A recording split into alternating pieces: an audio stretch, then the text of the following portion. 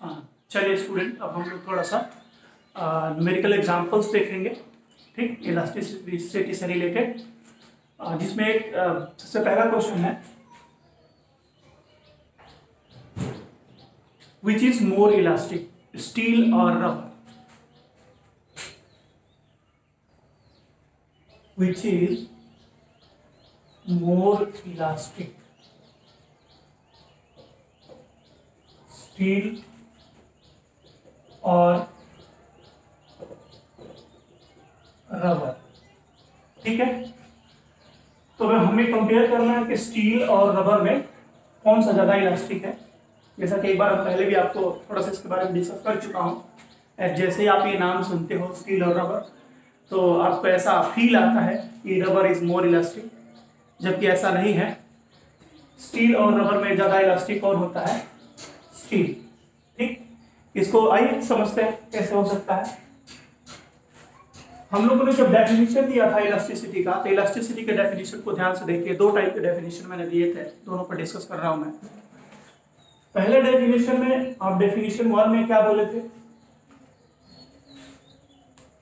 Elasticity is the property to oppose any change in its shape and size, यानी अपने shape और size में होने वाले चेंज का जो अपोज होता है, उस अपोज को हम लोग, उस अपोजिंग प्रॉपर्टी को हम लोग इलास्टिसिटी कहते हैं। इसका मतलब जो मटेरियल अपने शेप और साइज में होने वाले चेंज का अपोज ज्यादा करेगा, वो मटेरियल की इलास्टिसिटी ज्यादा होगी। ये पहले डेफिनेशन के अकॉर्डिंग आ रहा है। ठीक, तो एक तरीका है, देखिए, सपोज करिए कि हमारे पास दो रॉड है। ये रॉड हो गया आपका स्टील का, ठीक है, ये स्टील का रॉड है, और यहां पर रबर का रॉड है। अगर दोनों को बाहर की तरफ पुल करेंगे, तो कौन ज्यादा अपोज करता है? ऑब्वियस सी बात है, सब कोई जानते हैं कि अगर बाहर की तरफ आप पुल कर रहे हैं तो ज्यादा अपोज कौन करेगा? स्टील अपोज ज्यादा करेगा। तो चूंकि स्टील ज्यादा अपोज करेगा, इसलिए according to the first definition steel is more elastic, है ना, स्टील ज्यादा इलास्टिक होगा पहले डेफिनेशन के अकॉर्डिंग। दूसरा डेफिनेशन हम लोगों ने क्या बोला था?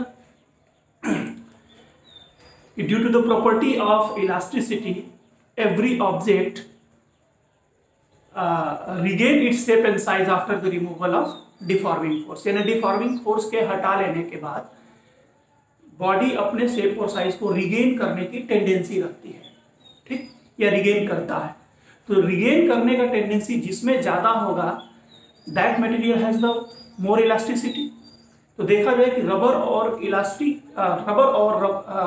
स्टील में ज्यादा रिगेन करने का प्रॉपर्टी किसमें है? अपने शेप और साइज को रिगेन करने की टेंडेंसी ज्यादा किसमें है? चलिए चेक करते हैं।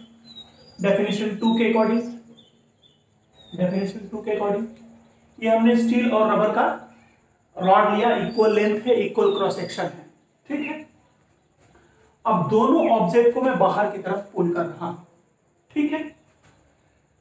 जब दोनों को बाहर की तरफ पुल करते हैं, तो जब भी कंपैरिजन करना है, तो या तो आप स्ट्रेन को कॉमन लीजिए या तो आप स्ट्रेस को कॉमन लीजिए, ठीक है। कोई एक कॉमन प्रॉपर्टी रख करके ही आप कंपेयर कर सकते हैं। तो हम दोनों को पुल करते समय स्ट्रेस कॉमन रख लेते हैं, ठीक, क्योंकि एरिया ऑफ क्रॉस सेक्शन दोनों का सेम है। तो एक्सटर्नल फोर्स अगर सेम रखेंगे तो स्ट्रेस भी दोनों का सेम होगा। तो मान लिया कि हम दोनों को इक्वल डिफॉर्मिंग फोर्स से बाहर की तरफ पुल कर रहे हैं, फोर्स F के द्वारा, ठीक। तो अगर इक्वल फोर्स अगर दोनों के ऊपर लगा रहे हैं आप, स्टील के ऊपर और रबर के ऊपर, तो ज्यादा इलोंगेशन किसमें होगा? ज्यादा इलोंगेशन ऑब्वियसली रबर में होगा। तो चलिए देखिए, ये रबर का इलोंगेशन हो गया। आपने फोर्स कितना लगाया है? F, और इसका इलोंगेशन कम होगा स्टील का। इस पर भी फोर्स लगाया F।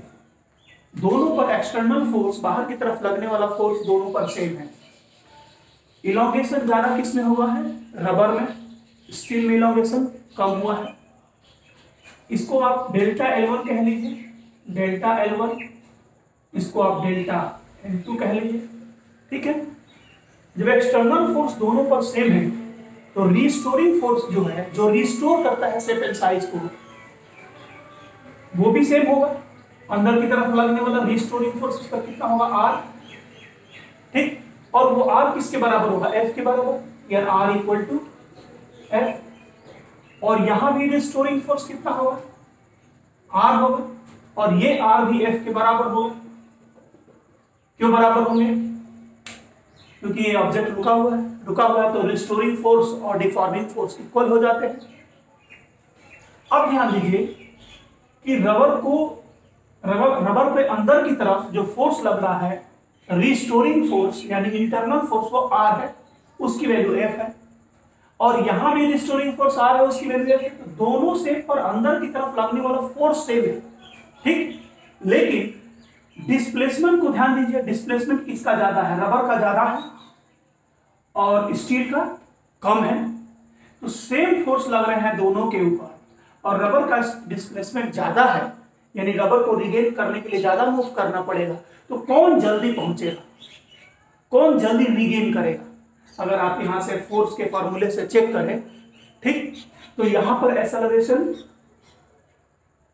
फोर्स के फॉर्मूले से यहां पर चेक करिए आप ध्यान से, तो क्या होगा कि फोर्स चूंकि दोनों पर सेम है और यहां पर डिस्प्लेसमेंट ज्यादा है, तो डिस्प्लेसमेंट ज्यादा है तो टाइम इसका ज्यादा होगा। किस फॉर्मूले के according, s equals to half a t square, ठीक।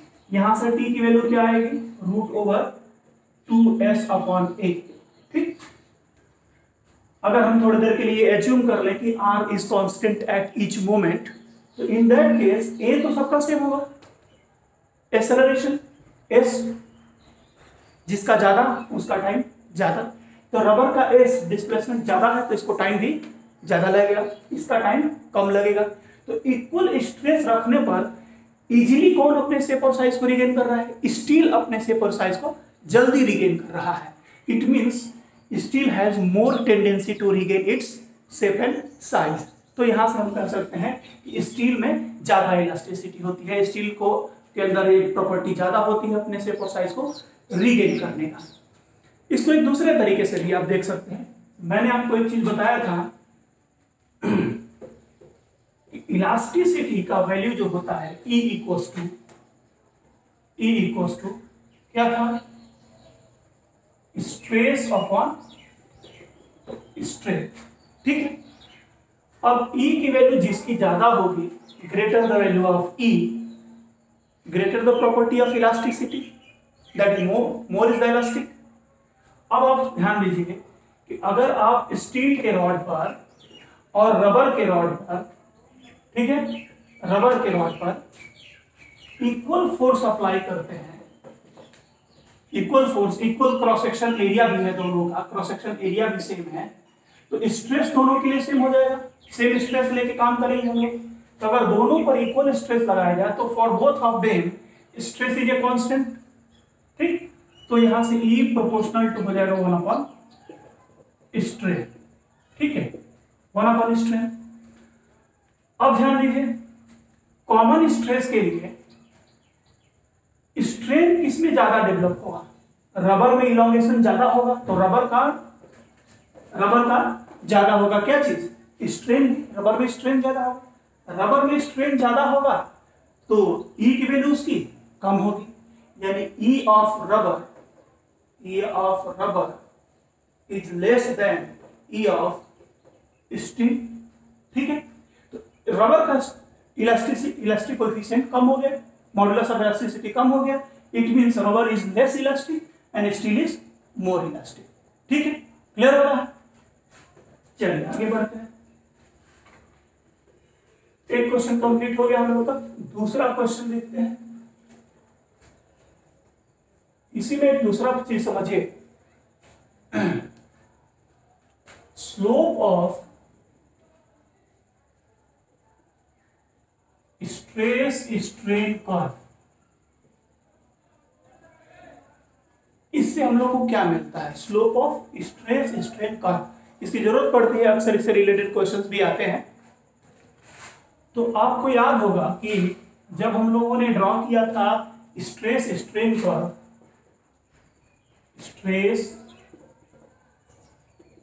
स्ट्रेन कर्व ड्रॉ करेंगे आप, तो for small deformation graph linear आ रहा था, फिर यूथ, फिर ऐसे, ठीक। अगर यहां तक देखा जाए, इस पोजीशन तक जहां तक ग्राफ लीनियर है, तो आप क्या देख रहे हैं, ये किस चीज का पार्ट है, ये स्ट्रेन है, और ये क्या चीज का पार्ट है, स्ट्रेस, ठीक। तो इस ग्राफ का अगर स्लोप निकालते हैं, तो स्लोप का मतलब क्या होता है कि इसका जो एंगल लेंगे एक्स एक्सिस के साथ, उस एंगल का टैन, तो tan theta, slope of the graph equal to tan theta, और टैन थीटा इक्वल टू क्या होगा इस लाइन के लिए, tan theta equal to perpendicular upon base, perpendicular में कौन है, स्ट्रेस है, स्ट्रेस है by strain, stress upon strain. तो slope of the stress strain graph किसके बराबर आता है, स्ट्रेस अपॉन स्ट्रेन, और ये किसके बराबर होता है, मॉडुलस ऑफ इलास्टिसिटी, ई के बराबर होता है, ठीक है। तो एक चीज क्लियर हो गया हमको कि slope of stress strain graph, इससे हमको क्या मिलता है, मॉडुलस ऑफ इलास्टिसिटी मिलता है, ठीक। यहां से क्या होता है कि दो मटेरियल के ई को कंपेयर करने के लिए हम यूज कर सकते हैं। जैसे कभी आपको क्वेश्चन में ऐसा दे दिया जाए, this is stress and this is strain, और क्वेश्चन में कहा जा रहा है it is the strain stress graph for the material A and it is stress strain graph for material B,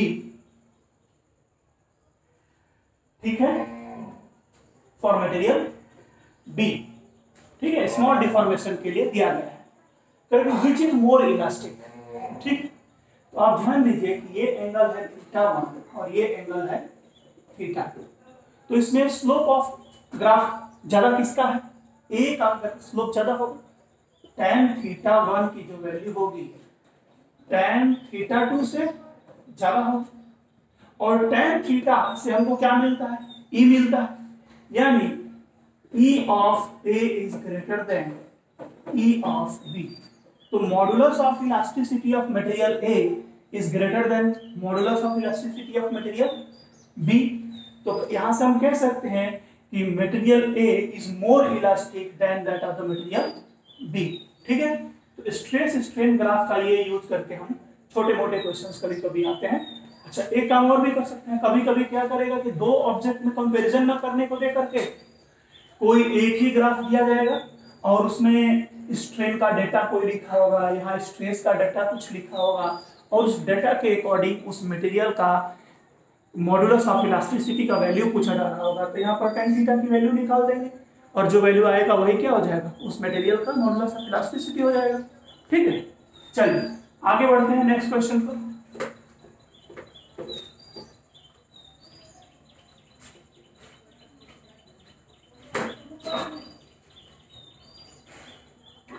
चलिए क्वेश्चन यहाँ पर ये दिया गया है, आपको यहाँ पर एक रॉड दे दिया गया, it's a rod,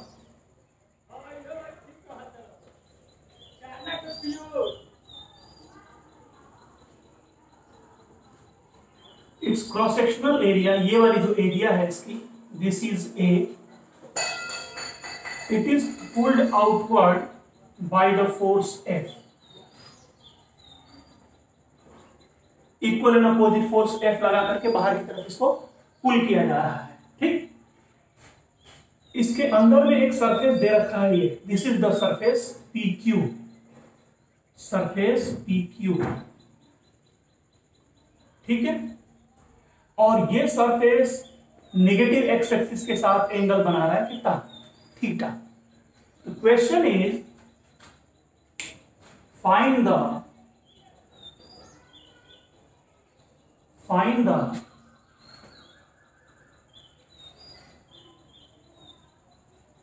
normal and tangential stress for the surface PQ। क्या क्वेश्चन है, find the normal and tangential stress. Normal stress और टेंजेंशियल स्ट्रेस निकालना है आपको किस सरफेस के लिए? For the surface PQ। ठीक, अब चलिए अगर यहां से हम इसको कट करके देखते हैं, इसको दो पार्ट में अलग अलग सेपरेट कर लिया जाए तो आपको ये फिगर कैसा दिखाया जाएगा? सॉल्यूशन बनाते हैं हम लोग।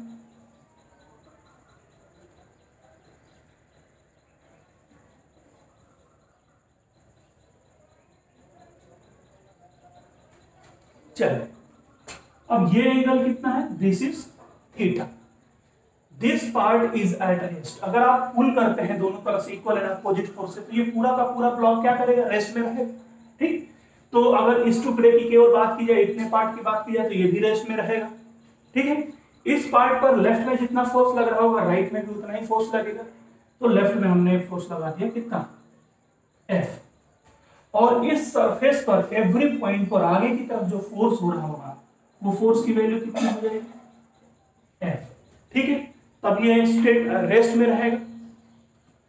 अब ये जो सरफेस है हमारा, सरफेस कौन है हमारा? PQ सरफेस है। PQ सरफेस है। ठीक, सपोज कर लो कि इस सरफेस की जो एरिया है, हमको इसकी एरिया नहीं दी गई है, हमको ये क्रॉस सेक्शनल एरिया दिया हुआ है, ये वाली एरिया दी हुई है, दिस इज A। इसको मान लिया जाए A डैश, कुछ मान लीजिए आप, इसकी एरिया मान लीजिए A डैश। ठीक है, बाद में हम इसका वैल्यू निकालेंगे। अब इस सरफेस के लिए अगर आपको स्ट्रेस डिफाइन करना है तो इस सरफेस के परपेंडिकुलर और इस सरफेस के टेंजेंशियल कितना फोर्स लग रहा है? देखिए, this angle is theta, so this angle is also theta, ये भी थीटा हो जाएगा।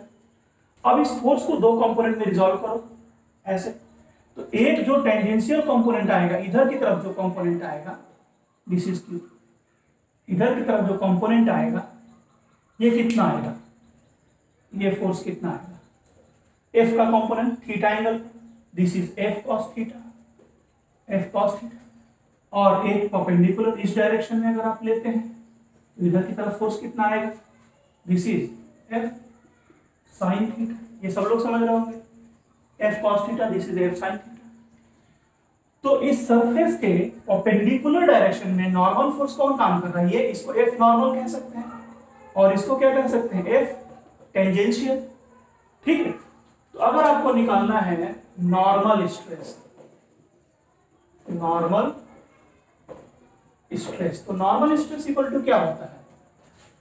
बोलिए, नॉर्मल स्ट्रेस इक्वल टू होता है F नॉर्मल अपॉन एरिया। अब हम चूंकि सरफेस PQ के लिए काम कर रहे हैं तो नॉर्मल Fn लिखेंगे नॉर्मल फोर्स को, और एरिया को क्या लिखेंगे? A डैश लिखेंगे, A डैश।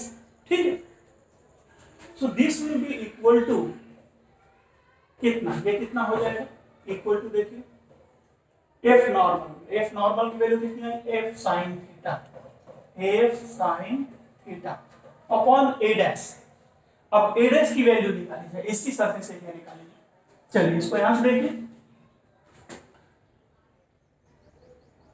आप सबको मालूम है ये वाली जो एरिया है ये कितनी है? ये है A, this area is A, ये एरिया A, और ये है A डैश। A डैश का ये एंगल बन रहा है थीटा। A डैश का ये वाला कंपोनेंट अगर निकाला जाए, यानी A डैश का प्रोजेक्शन डाउनवर्ड में ये वाला पार्ट, तो ये आएगा A डैश cos थीटा, और ये कितना आएगा? A dash sin theta. A dash sin theta इसका component, vertical component, A dash sin theta किसके बराबर होगा? A के बराबर होगा। A dash sin theta equal to A, तो यहां से A डैश की वैल्यू निकल जाएगी ऐसे डिवाइड कर। A डैश इक्वल टू क्या हो जाएगा? A dash will be equal to A upon sin theta. अब A डैश की वैल्यू ले चल के यहां से पुट कर देंगे इसमें हम लोग, so this A dash equal to A upon sin theta, and this will be equal to, now sin theta will go up, so you will get F divided by F into sin theta multiplied by sin theta, this is equal to sin square theta upon नीचे में क्या है? A। तो यहां पर आ गया normal stress. Normal stress की वैल्यू कितनी हो सकती है? Normal stress, normal stress equal to आ गया F sine square theta divided by A. अब अगर आपको टेंजेंशियल स्ट्रेस निकालना है, देखिए टेंजेंशियल स्ट्रेस, तो टेंजेंशियल स्ट्रेस बराबर क्या होगा इस सरफेस के लिए, tangential force F T divided by surface area of that part P Q का ए डैश, ये हो जाएगा इक्वल टू, हम यहाँ पर क्या लिख सकते हैं, टेंजेंशियल फोर्स की वैल्यू कितनी है, टेंजेंशियल फोर्स की वैल्यू अभी हम लोगों ने निकाला था, tangential force equal to F cos theta, तो this will be F cos theta divided by A dash, A dash की वैल्यू कितनी है, F upon sine theta, F upon sine sorry A upon sine theta. ठीक, अब ये sine theta ऊपर चला जाएगा तो क्या आ जाएगा, tangential stress equal to F sine theta into cos theta divided by A. ठीक है, this is the tangential stress. ठीक है, ये टेंजेंशियल स्ट्रेस हो गया, ये नॉर्मल स्ट्रेस हो गया। कोई डाउट किसी को भी यहाँ पर बोले, समझ आ रहा है सबको? एक काम करें कि इस टॉपिक को समझने के लिए पहले एक बार थोड़ा सा इसको पॉज करके एक एक बात को समझिए। ठीक है, इजीली, कहीं भी कोई चीज कठिन नहीं है। थोड़ा सा कंपोनेंट वगैरह निकालने के लिए आप लोग क्लास 11th में स्टार्टिंग में पढ़े होंगे इस चीज।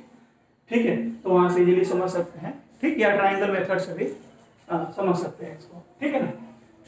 ठीक है, फिर हम लोग नेक्स्ट अगला टॉपिक देखेंगे, नेक्स्ट कोई एक क्वेश्चन देखेंगे। ठीक है।